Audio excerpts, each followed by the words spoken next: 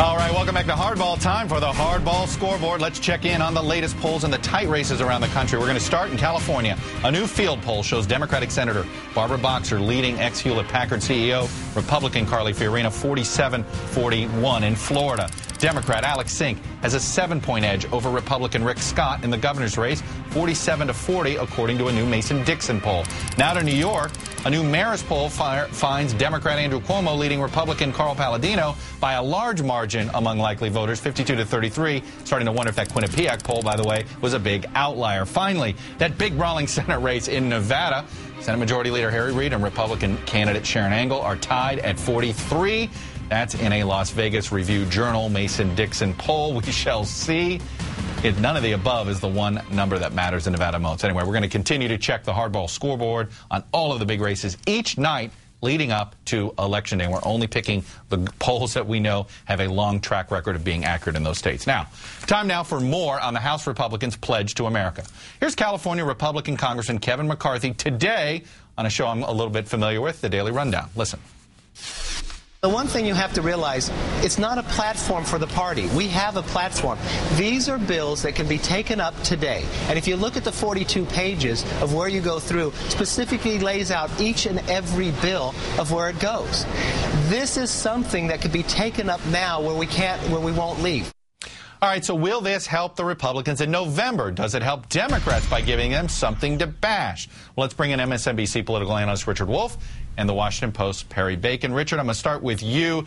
It does seem as if there's a lot of criticism being leveled at this pledge to America, not from Democrats, but from Republicans, from conservatives, who are wondering either, one, why'd you put anything out and make yourself a target, and two, what you put out was too milquetoast. Right. Well, it's not a rallying cry, is it? If you're taking this kind of heat, I think it points to two things. First of all, this is a talking point for Republicans. It says they have an agenda. People need to kind of take off the table the criticism that there's no plan out there. And as you heard, they reckon this is a plan that you can move forward with. That's important, but it also begs comparisons with 1994, which encourages all of us to say that's the benchmark. Can they make 54-seat gains in the House? Right. And if they're not, they're going to fall short. So the 1994 comparison may not be helpful. The other thing that this points to, I'm afraid, negatively here, is how unruly the House Republican caucus is going to be after November, because these ideological splits are ready to burst out into the open if they haven't already. You know, Perry, let me read you something. The Club for Growth's Andy Roth wrote on his blog. He says, this new pledge was silent on earmarks and spending, and therefore the pledge has no teeth. Look, we can go on and on with different critiques on this. And, Perry, one of the pieces of reporting I understand was out there. My old colleague over at National Journal, Major Garrett, said this was a John Boehner document and that Eric Cantor has actually been kind of silent on it, supportive of it. But not everybody inside the House Republican caucus thought putting this out was a good idea. And then if you were going to do it, watering it down so that it was only something that everybody could agree on. Yeah, there's been three criticisms of it. You know, people outside of the caucus, mainly social conservatives, wanted more to be said about gay marriage and issues like that. You've had people in the Republican conference who wanted a balanced budget amendment, kind of a formal, we have to balance the budget every year. And you also had people who wanted some specific plans on Social Security and Medicare, saying here's how we're going to balance the budget in the long term. The Republicans decided to opt out, not do any of those things, mainly because this is coming out before the election, and they wanted to make sure they protected themselves from any issue Obama can really attack and the Democrats can really attack. So it's very political in method, and it probably won't be what they'll be doing by this time next year if they're controlling Congress. You know, here's Richard, here's John Boehner answering a question at Thursday's event, and it's a quote I think we're going to see in paid television advertising. Let's listen. Legislatively, how do you plan to honor families, traditional marriage, life, and the private and faith-based organizations that form the core of our American values? I think if you look at House Republicans over the course of the last year, 2 years, or for that matter, the last 10 years, you'll see that by and large we have supported those pro-family, traditional values issues. And the point we make in this preamble to our pledge is that we are not going to be any different than what we've been. We are going to stand up for those things that we believe in. We are not going to be any different than what we have been. Richard Wolff, you hear the White House was giddy when they heard that comment. And this goes to the criticism, for instance, Pat Buchanan was saying yesterday, which was you gave something for the Democrats to run against. And, of course, now John Boehner just gave them a quote to use in TV ads. Sure they did. And remember how George W. Bush packaged himself in 2000 as a different kind of Republican? Well, this is the kind of opposite, isn't it? It's the same old Republican.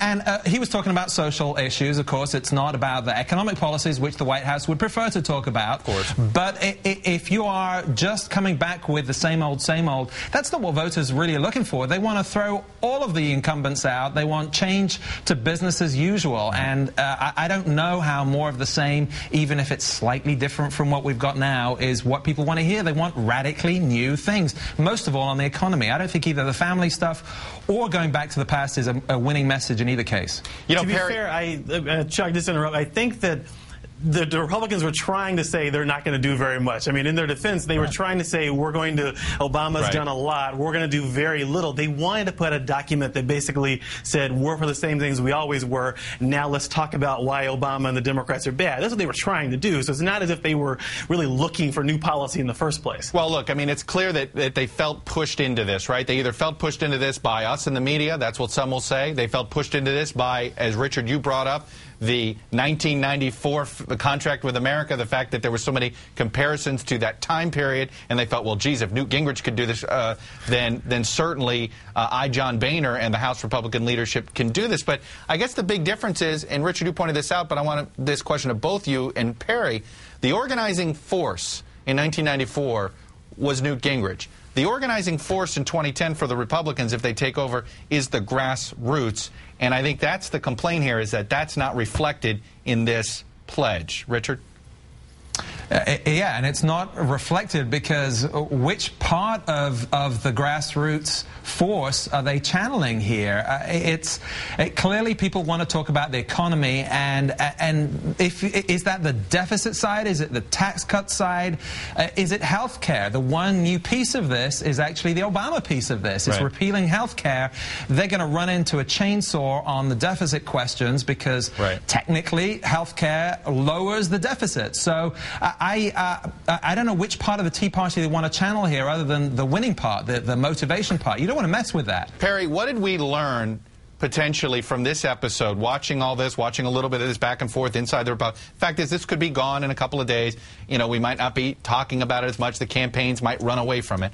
But what did we learn about how the House Republicans can govern, the leadership versus the rank and file? Two things.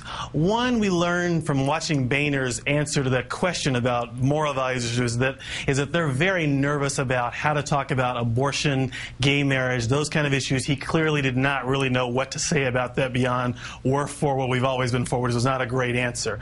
The second thing is they know what they're against. They're against Obama's health care plan. They're against a lot of things the president and the Democrats have done. But the document makes clear they're not sure what they're for beyond making the government smaller in fairly undefined ways. That's what the question next year will be, if they're in charge, what do they do in March? I mean, once they try to repeal the health care bill, Obama says that we're not going to do that. What do they do when they have to actually solve problems? They haven't really said what they're going to do yet. That's what I think is the most important thing this document says. Hey, Richard, does John Boehner own this document, meaning and own this idea? That was the implication of the National Journal's reporting on this, Major Garrett's reporting, said, hey, this is Boehner's.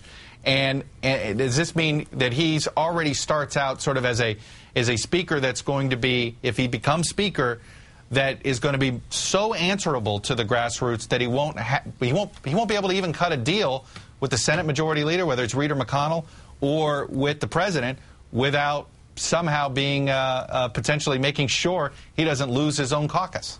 I think this is going to be a really tough job. You know, normally the discipline questions come in for the Senate side. In the House here, he's going to have trouble with this big class of freshmen coming in if all the predictions are correct. And at the same time, he's got to worry about all those young guns pointing at him. You know, the people who have been criticizing him on the message, if he falls short of 54, those young guns are going to be trained right on him. There are a lot of speakers in waiting besides John Boehner, at least when they look in the mirror. Anyway, Richard Wolff, Perry Bacon, thank you both.